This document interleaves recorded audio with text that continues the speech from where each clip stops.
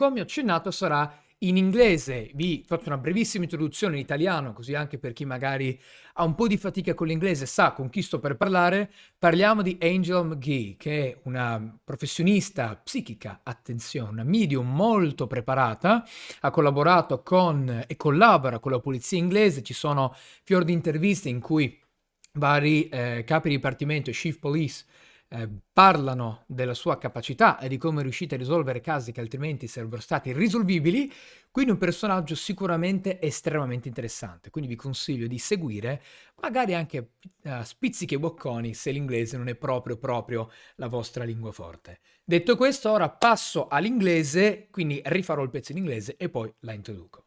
So, ladies and gentlemen, and like I was saying in Italian, today I have the utmost pleasure to introduce you to a very special guest. So, our guest today is Angela McGhee, which is a world-renowned psychic detective. Now, detective is because in her powers as a medium, she actually helps the police, the UK police, and there is a lot of interviews in which chief police officers actually praise her abilities to solve irresolvable problems and mysteries in which the normal methods are not just enough. So it's, like I said, a huge pleasure to have her today. And well, I'll wait no more and I will introduce her to you. So if I click here, right here, it moved, and here we go. So Angela, you're alive. Welcome, Angela. Hello, hello, and thank you for having me and inviting me on. Well, thank you. It's a pleasure It's to my have you here. Uh, my so I was saying in Italian, then in English, like you heard your presentation. So I advise our public, which is Italian speaking, what I'm going to do. So sometimes you're actually going to ask some questions, which I may translate for you if you want, because I think they'll be very curious about what you do. So starting on that, well, I'd like to ask you if you'd like to share some of your story, because I said that you are a psychic detective. Now, it's not usual for people, people when you say, what work do you do? You're an entrepreneur, you're a mechanic, a plumber, or whatever, but not a psychic detective. It's not that usual. So if you'd like to say a couple words about how do you become a psychic detective, a medium so acclaimed by also the UK police, which is not, something you see every day, and how your journey began. how my journey began. Well, psychic detective is just a label that people have put on me because of what of my mind's capable of. But my how it started. I was born. I believe I was born a channel, and I've had visions since I was a little girl. And I used to have repeating dreams, and these repeating dreams would then come true. I would have visitations of spirit people from the spirit realms telling me things that would unfold.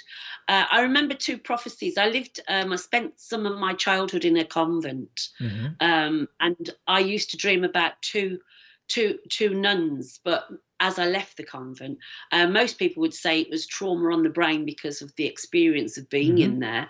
I would continue to dream about nuns, but these nuns used to tell me things that would happen, and sure enough, they happened. But um, later on in my life, it turned out to be I actually found out who these nuns were. I went on a mission, and I was given names and places and discovered them. And obviously, I understand now that they were my spirit guides, as they call it. But as a child growing up, I was I used to say strange things to strangers, and obviously would resonate with them and give them a little bit of a shock. But as a child, I didn't want to be different from any other child. I just wanted to be, me. I realized nobody was talking about, seeing dead people, as they say. But as a child growing up, I related my gift to my catechism, my Bible every day. It was people who were having premonitions, visitations, apparitions. It's all in the Bible, so I just kept it quiet. And but I used to get a pat on the head from my mother. She used to say, "Oh, you're just like your grandmother." And I realised years later what grandmother was all about. Obviously, she passed when I was young, but Mm-hmm. she was the first ever experience that I could say that in reflection, she was the first ever visit that changed my life, because the night that she died, she was living up north, I was down south. The night that she died, before I even knew about her passing, she appeared in front of me. She waved to me as she did and just said, I'm okay. I'll be back to see you later. Mm. And off she went. And the feeling that went through me was an utter feeling of sheer peace. And I knew something special had happened. But when I woke up the next day and my mother broke the news to me, I quite happily thought, nah, my nan isn't dead. She's just gone somewhere else. And I quite happily went and played. So, I mean, that was a landmark, I would say. But if we fast forward a little bit, I remember when I had my when children were little, I was having premonitions, visitations. I would quite happily, you know, pass on messages. I had a reputation. People were coming to see me.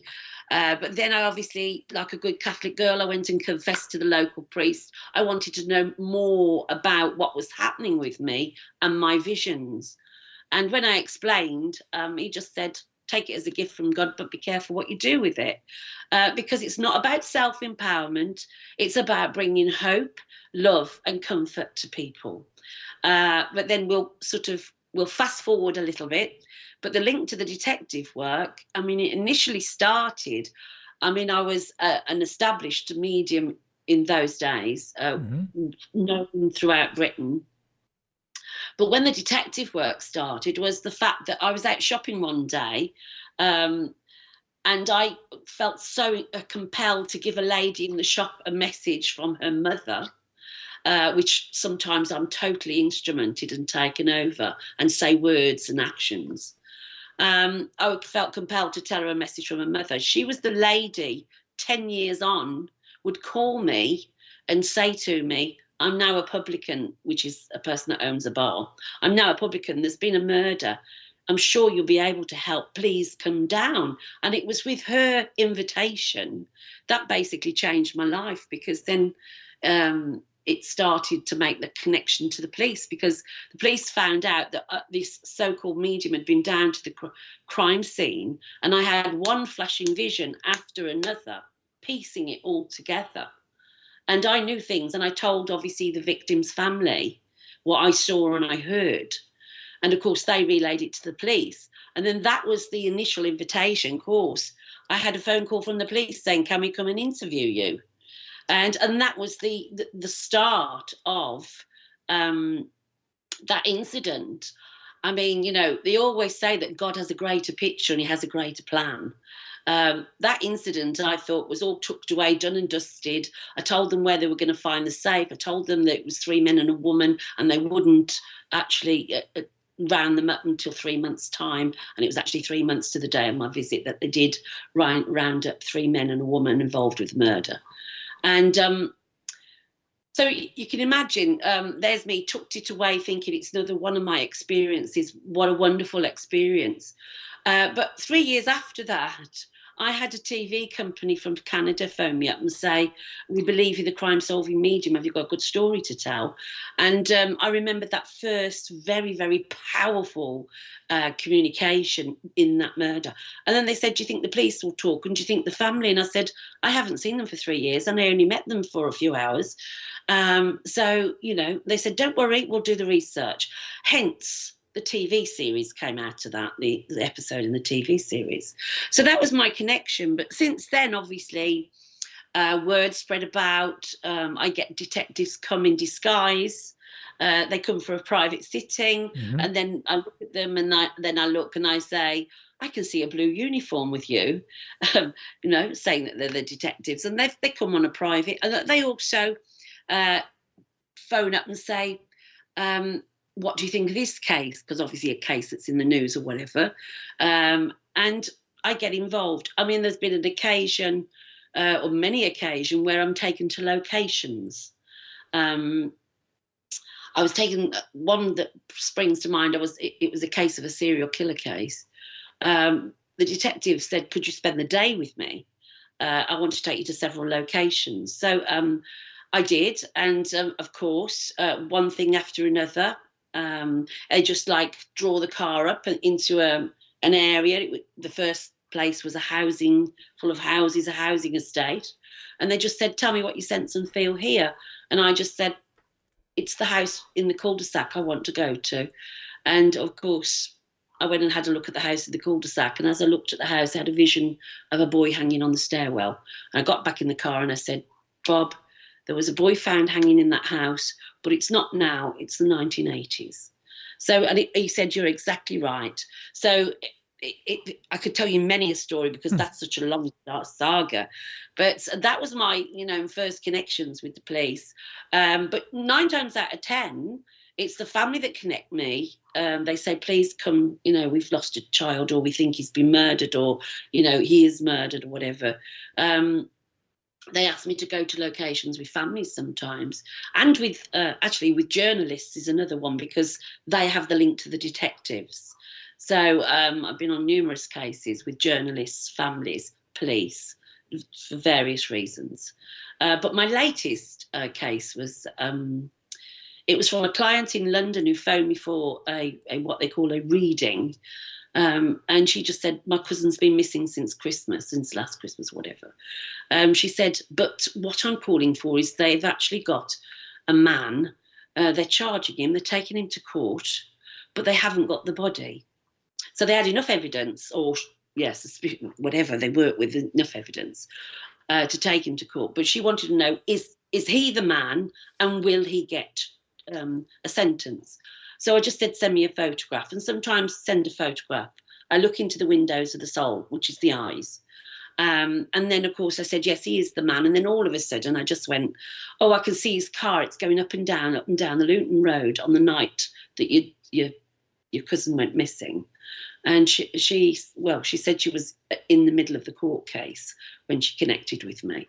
And she took what I said to the detective in the court case, during the court case, because my message to them was, you have to go back and search the same place where you've been before. And I doubt very much the police would have done. But when she gave this recording to the detective in the case, they listened to it. And I said, she's off the A14, which is the name of a road, in a country lane under an oak tree in a very shallow grave. And that's where she'll be found. Well, anyway, 2 weeks later, she was found off the A14 outside Stevenage, in a shallow grave under an oak tree. And that was obviously headline news as well.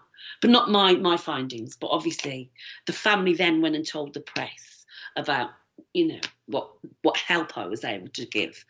I always say that psychics don't actually solve crimes. We become a tool in their investigation. Because what I've learned through the wisdom of spirit, what I've learned is that there are cases that you can help on, and there are cases who will remain the pain in someone's journey. And it's the wisdom to know the difference, basically. But, that's my crime work. But as I say, murder is rare, fortunately. I mean, it's getting more popular. Right. In this day and age, in the age that we're living in. But, there's more to this physical world than we actually see, because we blend with it. We are spiritual beings having a human experience. We are spiritual beings, not in a physical body.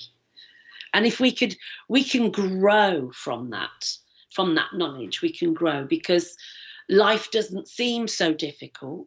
Life is full of miracles. I believe life is a miracle. And I believe in the power I believe in the power of meditation and prayer, meditative prayer, because prayer changes things. And it's thoughts is a living energy. When you send up thoughts, it's like when you talk to loved ones in spirit. Don't we all talk to them? When they pass over, we have a chat with them. We send up a thought. A thought is a living energy. It's made of life.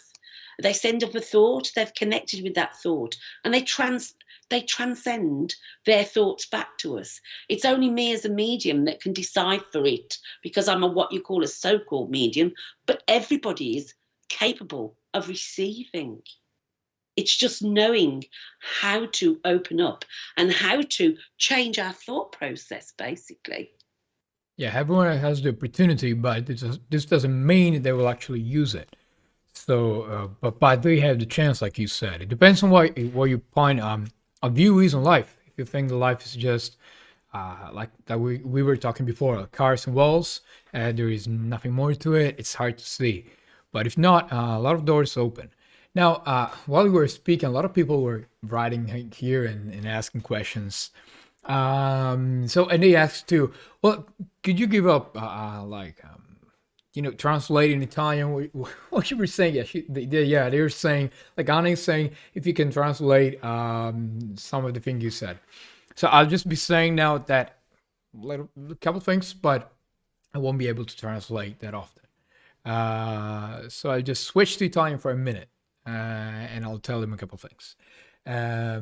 Quindi stavo dicendo adesso che posso riassumere un secondo, ma non difficile che riesco a tradurre tutto quello che ha detto così velocemente. Che in breve ha raccontato appunto la sua esperienza e il fatto di come le sue visioni sono state fondamentali per risolvere dei casi che altrimenti la polizia non è riuscita a risolvere, con vari esempi.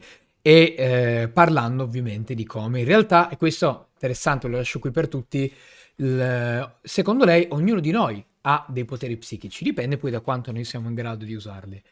Ora, ritorno in inglese, non riuscirò a fare avanti e indietro in italiano e inglese, quindi ho tradotto 2 righe qua, ma chiedo venia, ma sarebbe un po' difficile. So I said that I'm sorry, but I won't be able to translate back and forth. It would be kind of hard. But they know it. Some of them are like helping out in the chat, writing pieces of what we're saying in Italian. They'll do it. So what got me is that I use. We're talking about vision. So you visualize things. You visualize events, different space and in time. Does this happen most and often? With people or also with events. So, I like mean, world any major event. world events, major events. No, I don't think I've had major events, but obviously there are people that are well known in the public that I've had obviously visions of, because obviously in my near death experience when I met Linda McCartney and she'd just passed and she told me that her husband was going to get married in a hurry to a strong northern woman and her daughter was going to get married on the Mull of Kintyre, which is a place up in Scotland. And that happened. But it's major events, no, the visions, because I sense, I feel, I hear, and I visualize. I have visions. So I see, hear, and feel spirit, basically. Sometimes it can be, I mean, it's every day with me. There's a little something. But then when people want that connection with me, when we make that connection, when I go into my meditative state, that's when I have pictures of who their loved one is, how they died, what they want to say, what they're actually looking at in their loved one's life here on earth, because they're to prove their continuation of life. They will mention that they know what's happening with their loved one here on earth. So that is proof of a continued existence. So, you know, the readings always include that, or shall I say, I never know what I'm going to receive. I never know what I'm going to say. I never know what I'm going to hear, feel, or, yeah, basically. Sometimes, you know, I've moved in circles of people that, you want to demonstrate in a profoundly spiritual way, or maybe the TV just want to get you on TV and do a little bit of a, you know, party piece to make some predictions. It's not so deeply spiritual. I think that when there's a combination, what it is, I feel that my role in life is to put a chink of light in people's minds for them to open up to a wider existence, basically. That's what my role is. That's why I was born. And that's why I do feel that's what my role, it took me a long time to come to terms with. Your mission is to, say, enlighten people to see the world in a different way, to know that there is more to it. Can it be it? The extension of the world is just infinity, basically. We're just a mere speck, aren't we? But we don't realise how connected we can be. It's a physical world that blocks. Westernization and science actually sort of suppressed the natural spirituality of people. You know, when you think about it, what I do, man have been doing it since creation. We're going back to the spirituality because the physical world is destroying us. So in this kind of ideas,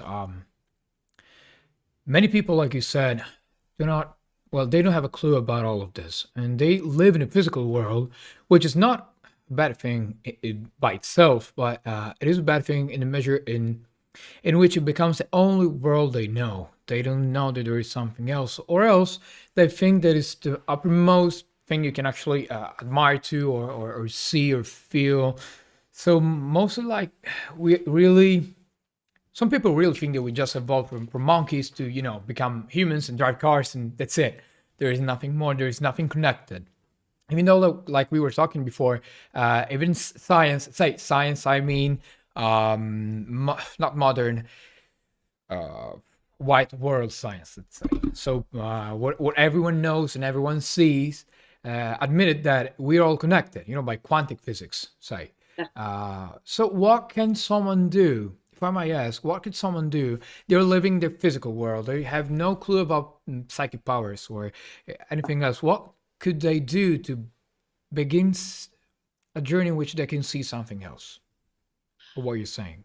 Okay. See, I work in a route when in the detective work, in the police force, you are with a force that has to work with logic and hard facts when they're solving crimes. They can't think outside the box. They're not allowed to. But you see, a person like me makes that connection through synchronicity and coincidence, how we married up, basically. I came in with a little chink of light to think outside the box for the police. So I said to one of my hardened detectives, who was a chief constable, I said to him, I can guarantee you a spiritual experience. And he said, what do you mean?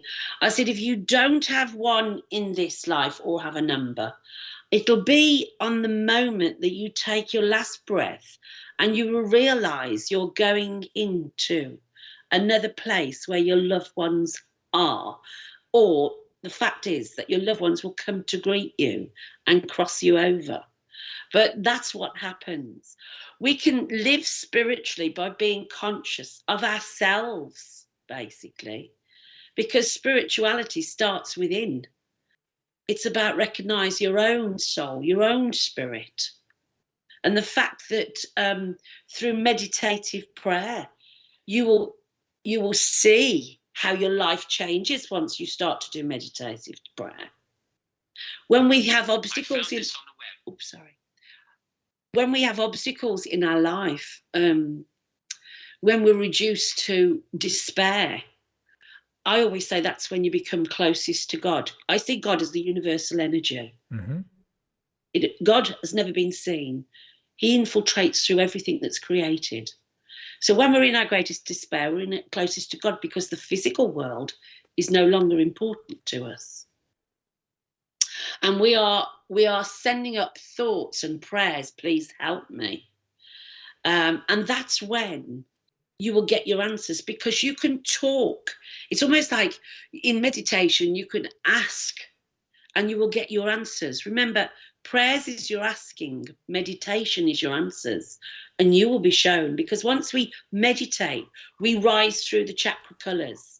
We get to the white light. And when we rise, almost like, I always say that when I'm working, helping people, I feel elevated and detached. And you only get that through meditation when you're risen. And it's when you go through the colours of the chakra and you go to the crown chakra into the white light. It's in the white light that you'll start to visualise things here in your third eye. And that's how we do it. And it's practice that makes perfect. Sure. But we have to be conscious how we treat everybody in the universe, animals, plants, and people. You have to be, you know, Buddhism is a religion on kindness. I mean, I remember being in an interview and somebody said, if you could say if you could change one thing in the world, what would you change, or what would you like to Mhm. see? I would say I would like a law to say that everybody should practice kindness, because it would be a different world, wouldn't it? It would be very different if everybody were to be kind. Vibration would rise as well, because it's about raising the vibration. Yes, of When we're course. in, science tells us that, that experiment between the two plants, you shout at one and you give praise and send loving thoughts to the other, the one that you've shouted at shrinks up. There's a lot And of evidence. Also, Masaru Emoto, which I think you know very well. yeah, Uh, yeah, yeah. his studies are amazing. We had the opportunity to meet her. Um, she was her assistant, his assistant, and then became the kind of CEO of everything he was doing when he died. And it's amazing. It's amazing. And there's a lot of evidence. So a lot of people, like, let's call them skeptics for a moment, I which have a not thing about yeah, they do skeptics. not believe for one reason or another. They actually have quite a little bit of an evidence in which everything we do, also experiment. I don't remember the name of it. I've done a lot of times, in which you put just rice and water in 3 different cups, and you write down, "I hate you, I love you, you're indifferent to me." And the difference between all of these is amazing. And there is one thing you said which I find fascinating the way you said it. You said the prayers are the question and meditation is the answer. Now, meditation, from Latin, so it's two directions, meditatio, and it's actually, so you're saying that's how people should start to meditate and pray. You said something before, the two together, meditation and prayer. I don't remember how you Yeah, called it. meditative prayer. That's a difference. The difference Medi- with prayer alone. Okay, so But that's another thing. meditative prayer, it's about going into a proper meditative prayer. Is you have to start with humility. Mm, You A mode of humility to start off with. There's the 3 stages basically, and the most important one is the thankfulness at the very beginning.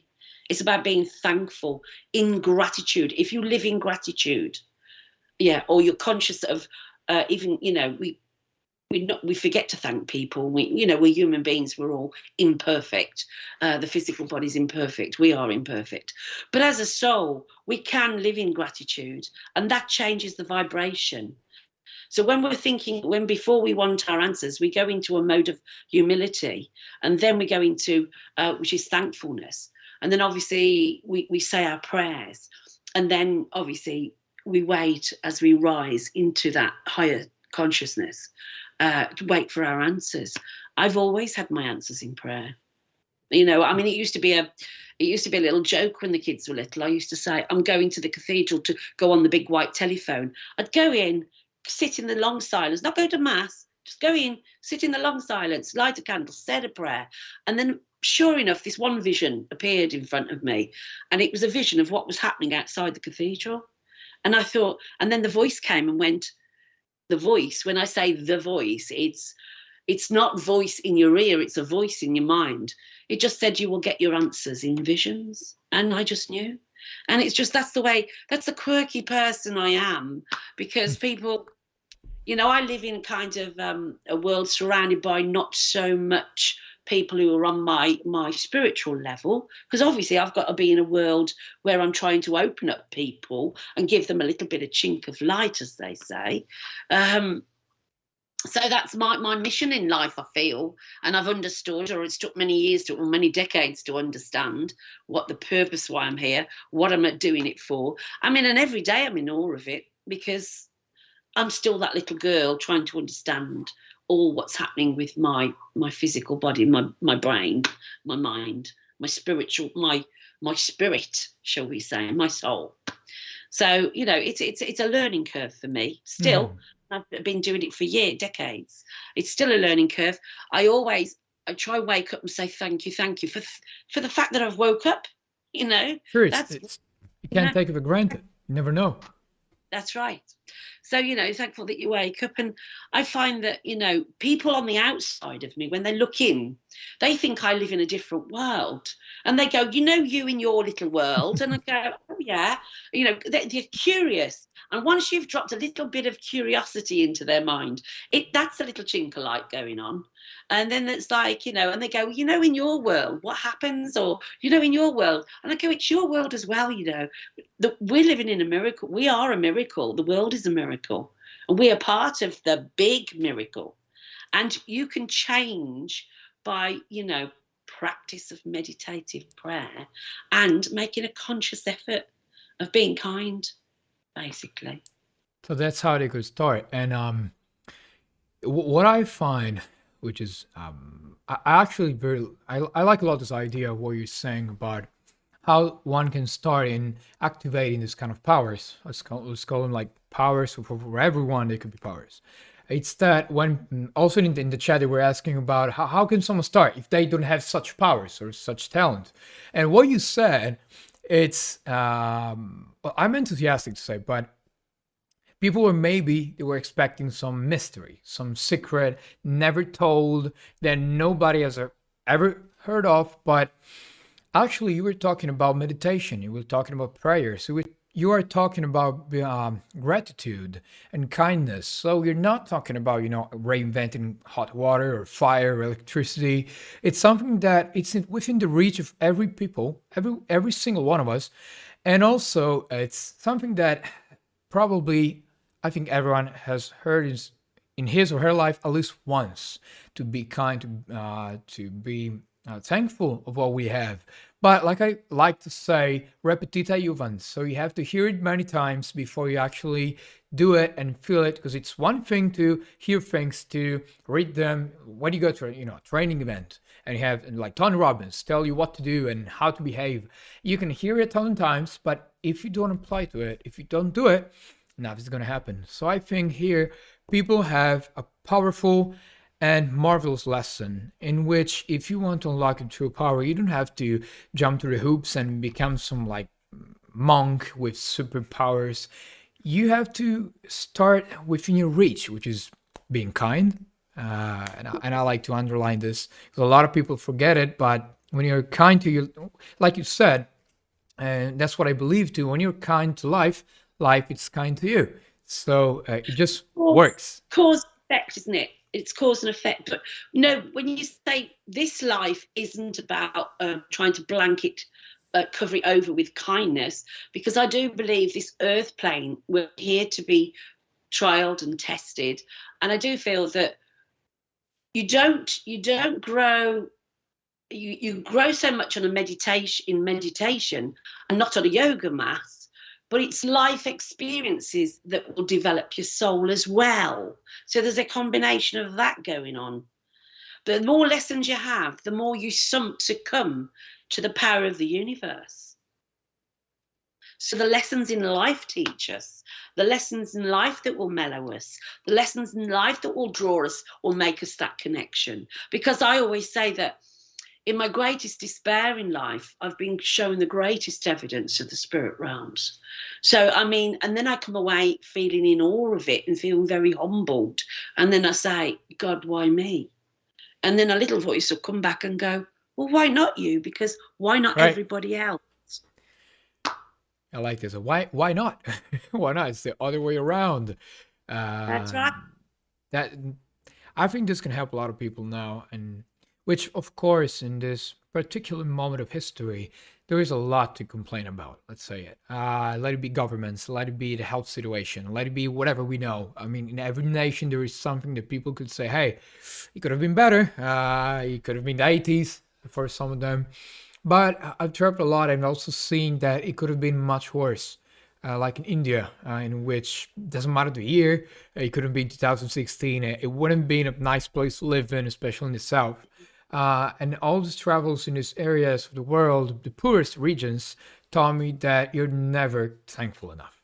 But the moment you actually become aware that when you, like we were talking before, when you're kind to life, life it's kind to you, and you start this cycle, which is not a vicious cycle, it's quite opposite.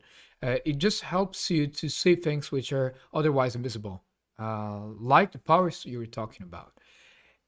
You know, And when you say the word powers, I don't actually like the word power because it's hmm, like it conjures up the big I am. You know, I'm the authoritarian. I'm the instructor. I have a power. It doesn't. I don't see it. I see it as a gift. It was given to me from the moment I a was gift, born. a So I gift see which it. everyone can have, right? Like you said, in That's right. different. Thing is, right, we can all have an opening to the gift, as we call it, but it's like playing football. Not everybody's a Pele. Not everybody. Do you Right. understand? You've got footballers and footballers, but it's they've all got a degree of knowledge of it. Do you understand that? It's like I can open up people when they come to my workshops and when they come to, you know, I give them, I pass on my knowledge to them, and then I'll show them practices or I'll give them a little bit of a direction. But I can't give them my gift. But we can sit together and build up the energy in the room and make that connection together. And I can show people ways in which they can recognize spirit. They can work with spirit. When I call spirit, spirit is a universal energy. Basically, that's what I'm talking about, not the spirit of a loved one. I'm on about when you see beyond the loss of a loved one and you see the greater picture of the universe, that's when you make that connection to the true spirit. And it's the true spirit that's within us all that we should all recognize, we should all work with, and we should all become risen and more powerful to deal with what the physical world that we're dealing with now.